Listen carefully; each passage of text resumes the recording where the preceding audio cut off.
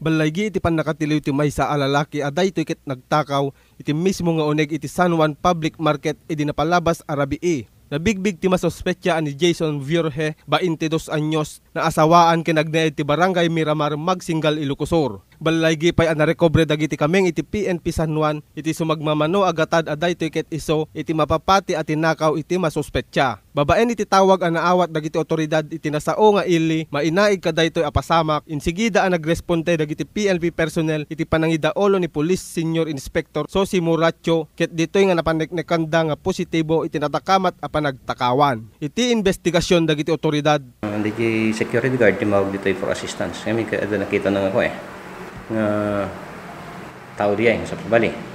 So iti madlaw na dati ka siya immediately timawag iti opisina mi.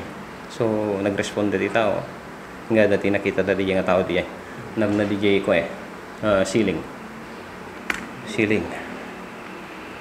So ti duwa nga store ti ko apan sinera dati mesa nakaalat ti worth 340 pesos. Then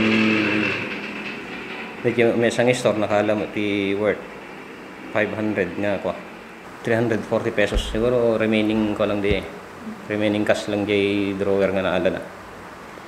Gapu ka daytoy apasamak napalaosmet iti panagbabawi iti masospetya ken iti panangdawat iti pamakawan kadagiti nakabasulan na. Kami po sir, guguri-gura gadyan nakpo kami sir. Nabarto ka mo dyan mo nararamit ko sir. Ilam mo ko na ka sir, dumawat ako matidispensa. Nararamit ko sir, tadya mo nararamit ko talaga.